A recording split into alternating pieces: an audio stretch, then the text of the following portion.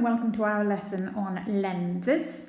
So here's a lovely little kitty cat looking through a fishbowl, and you can see they are being magnified.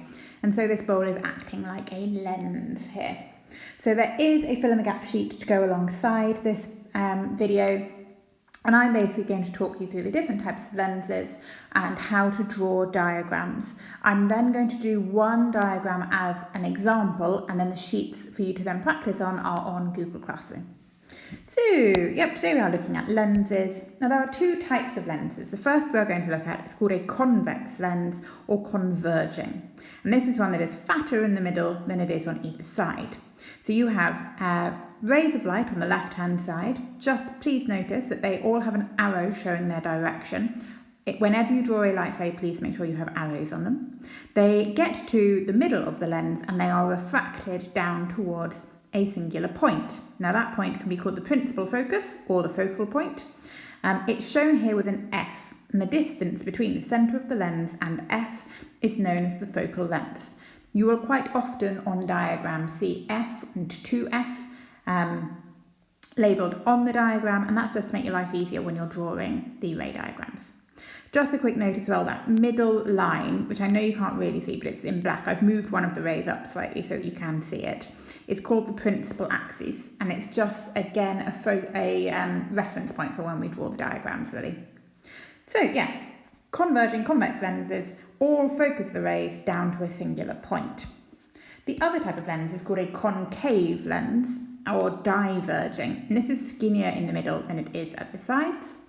And a diverging lens will, instead of taking all the rays to one point, it will spread them out. So you can see on the right hand side those rays have been spread out. Now they look, if you were to trace them back, and you can see they've done dotted lines here, they look like they've come from a certain point. They obviously haven't come from that point, but they look like they have. And so we call that point a virtual focus. And again, we can refer to the focal length of this virtual focus. Now there are three rules you must know for drawing a lens diagram of a convex lens. So here we go.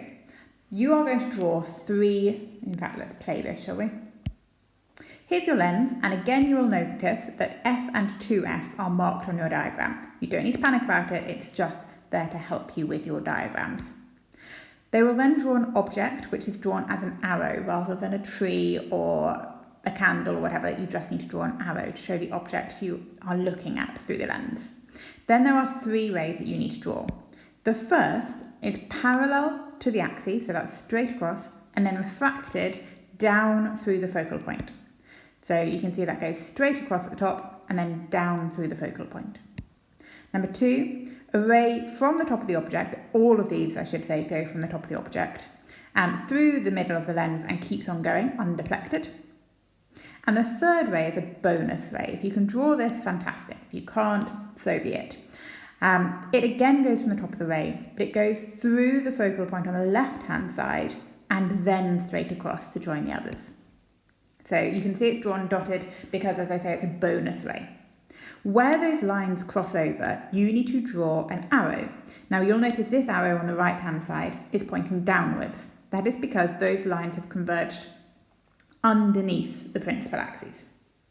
That arrow that you have drawn is called the image, and then you are going to describe it, and we'll go through the words used to describe it later on.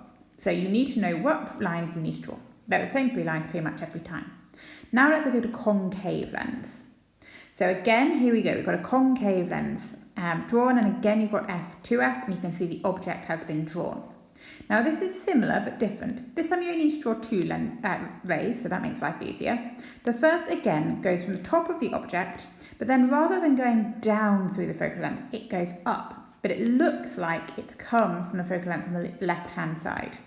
So a ray parallel to the principal axis, refracted through the principal focus, but can you see rather than going down through the focus on the right, it goes up as if it's come from the one on the left. So please make sure you draw in that dashed line as well, because it'll tell you what angle you need to put your line up at. The second ray is actually exactly the same as it is for a convex lens, from the top of the object, through the middle of the lens and out the other side. Nice and easy. Now, so there you go. I don't know why I haven't written step 2 in. There you go. Where those two rays cross over, that's where you draw your image. Now for a concave lens, the image will always look the same. It'll always be small and it'll always be in that point. So hopefully that's fairly straightforward. So how to describe images. There are 6 words you need to use, and unfortunately if you don't use the right word, you can't get the mark. So magnified or diminished if your image is larger or smaller than an object. If it is the same way up, upright. If it's upside down, we need to use the word inverted.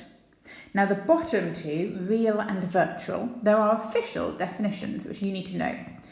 A real image is one that cannot be shown on a screen. A real image is one that can be shown on a screen. Virtual image is one that cannot be shown on a screen, which is fabulous. That's the official definitions. If they ask you what they are, that's what I want you to put.